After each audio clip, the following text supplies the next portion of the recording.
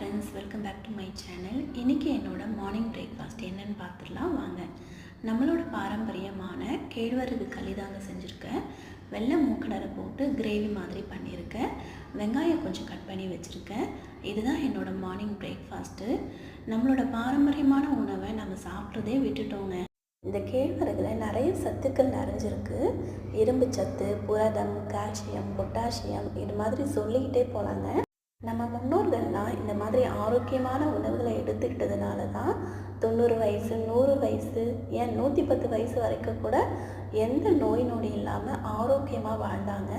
அதனால் கண்டிப்பாக வாரத்தில் 2 முறையாவது இந்த மாதிரி உணவுகளை செஞ்சு சாப்பிடுங்க. முக்கியமாக உங்கள் குழந்தைங்களுக்கு சின்ன வயசுலேருந்தே இந்த மாதிரி உணவுகளை கொடுத்து பழக்குங்க. முக்கியமாக டயபெட்டிக் ப்ராப்ளம் இருக்கிறவங்க கண்டிப்பாக இந்த களி செஞ்சு சாப்பிடுங்க, ரொம்ப நல்லது. ஆரோக்கியமற்ற உணவுகளை தவிர்ப்போம், ஆரோக்கியமான உணவுகளை மட்டுமே எடுப்போம், ஆரோக்கியமாக வாழ்வோம். கண்டிப்பாக இந்த வீடியோவை நிறைய பேருக்கு ஷேர் பண்ணுங்கள்.